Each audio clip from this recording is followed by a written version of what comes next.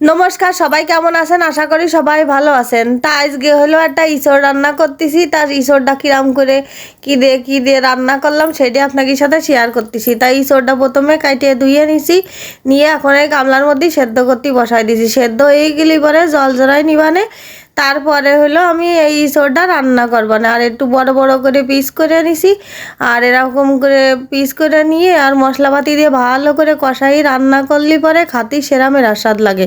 এখন এই যে এটা সেদ্ধ হয়ে গেছে, এখন জল ঝরাই নেব, বুঝছেন। আর হলো সেদ্ধ করে নিলি পরে সুবিধা হয়, তাড়াতাড়ি হয়ে যায়। আর এদিকে ওই যে ইঁচড়ের একটা কষকর ভাব থাকে, সেটাও কেটে যায়। তা আমি হলো তেলের পরে দিয়ে দিছি শুকনো জাল, জিরে আর তেজপাতা সম্বরা।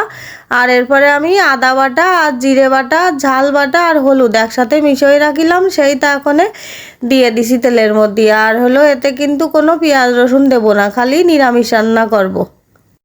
আর এই কাঁঠালের ইঁচড় হলো নিরামিষভাবে রান্না করলেই বেশি ভালো লাগে, মানে পেঁয়াজ রসুন ছাড়া। আর শুধু আদা বাটা জিরে বাটা দিয়ে রান্না করলেই হেব্বি সুন্দর হয়। তা আমি এই যে লবণও দিয়ে দিছি, আর একটুখানি 1 চা চামচ চিনিও দিয়ে দিছি। দিয়ে মশলাটা কিন্তু ফাইন করে কষাই নিচ্ছি, তেল ছাড়া না পর্যন্ত। তাই যে মশলা কিন্তু দেখছেন সুন্দর করে কষানো হয়ে গেছে। এখন হলো সেই ইঁচড় কয়টা ডাইলে দিয়ে দিছি, দিয়ে ভালো করে মশলা দিয়ে ইঁচড় কাইটাও কষাই নেবো। আর আজকে কিন্তু ইঁচড়ের কোনো ঝোল তরকারি করব না, আর এটা শুকনো শুকনো তরকারি করব। আর যে কোনো রুটি কিংবা ভাতের সাথেও খাওয়া যাবে, কোনো সমস্যা না। আর ইঁচড়টা আমার সব থেকে একদম ঝরঝরে ভাত হবে, আর এরকম ইঁচড়ের তরকারি হবে, খাতি যা সুন্দর লাগবে সেরকমই সুন্দর লাগে আমার কাছে ইঁচড়ের তরকারি। তা এখন ওই যে কষানো হয়ে যাওয়ার পরে এখন জল দিয়ে দিছি, দিয়ে ঢাকা দিয়ে দেব, দিয়ে আরও কিছুক্ষণ রান্না করে নেব। তারপরে হলো গরম মশলা আর একটুখানি ঘি দিয়ে নামাই নিবানে। তাই যে ইঁচড়টা কিন্তু আমার হয়ে গেছে, সেদ্ধ হয়ে গেছে, কষানো হয়ে গেছে, রান্না প্রায় শেষের পথে।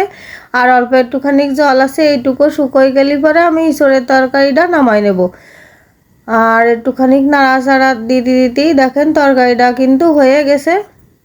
আর ইঁচড়ের যে সুন্দর একটা গন্ধ বেরোইছে, মনে আছে যে এখনই বাটিতে করে নিয়ে একখান দুখান খাওয়া শুরু করে দিই। আর এইটা হলো আস্তে আস্তে থাকবে না, খাতেও সেরকম সুন্দর লাগবে না। তাই যে গুঁড়ো মশলা দিয়ে দিছি, মানে গরম মশলার গুঁড়ো। আর হলো দিয়ে দেবো একটুখানি ঘি, আমি ঘি বানাই, আমি তো ঘি কিনে খাই না। আর হলো সেই বানানো রয়েছে ঘি, তাই একটুখানি এর মধ্যেই ঢেলে দেবো।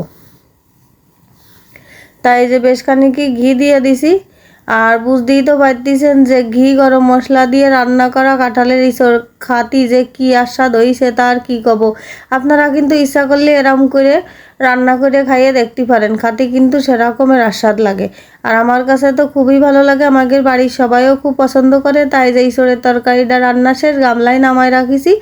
আর লাইক কমেন্ট শেয়ার করবেন।